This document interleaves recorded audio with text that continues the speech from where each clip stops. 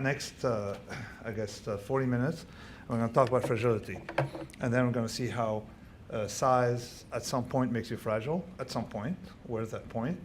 Why a collection of distributed city-states are more robust than a nation-state.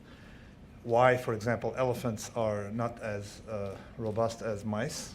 But these are physical properties. And then we're going to see how bottom-up systems make a lot of small errors, and you want to multiply errors, and actually you probe through complex system via errors. So it's very precise, focused on this, with a link to a non-romantic version of small is beautiful.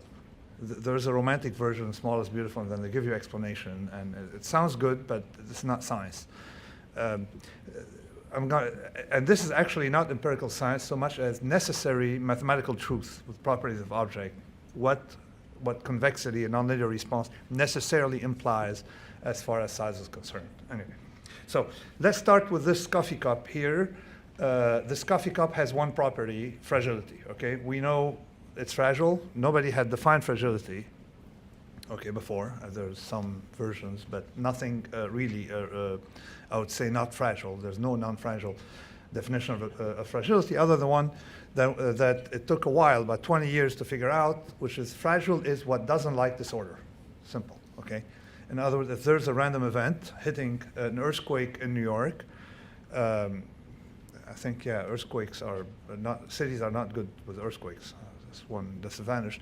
Well, this coffee cup doesn't have any upside. So events are either neutral or negative for these things. And we can define fragility based on that. And then we're going to see what doesn't like fragility, why it doesn't like a lot of other things like time and so on. Can you hear me well with this? Okay, thanks. Now, sometimes people, because I know economists don't like me, sometimes I turn it off completely. So I talk, but so you never know, all right.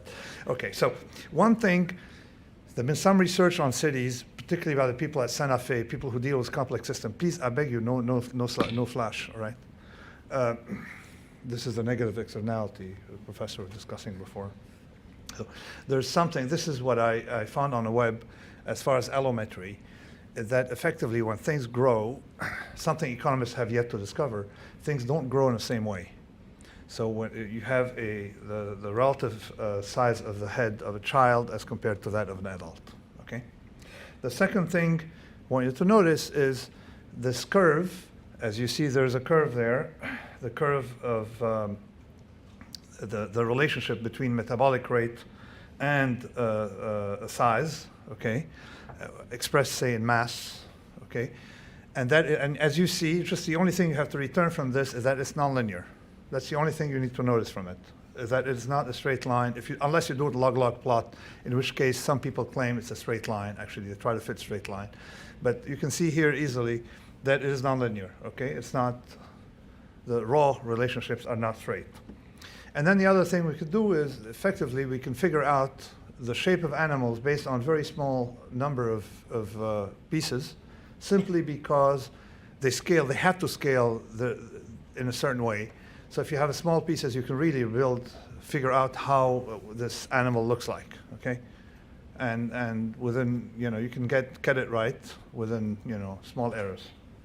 Anyway, so let me restart talking about fragility. So a lot of people at Santa Fe have done work on cities based on what we call allometry. West and Betancourt and these people, admirable work. So just to tell you that there's been a lot of work one can use to fit these ideas, but I'm going to talk about just my work, right? What I do is, what I bring to the picture is that notion of fragility that I picked up as an option trader in what does and doesn't like volatility. So, and then also there's a property that's the opposite of fragile. When you ask people what's the opposite of fragile, they say robust. Robust isn't quite the opposite of fragile.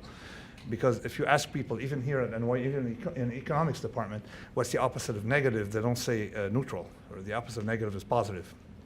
So negative fragility is not, nothing. So the opposite would be something that gains from disorder, okay? This is effectively the shape of something fragile, okay, in time series space. It has no upside from random events. Pretty much like a bank portfolio, if you short volatility. And this is what is not fragile, robust.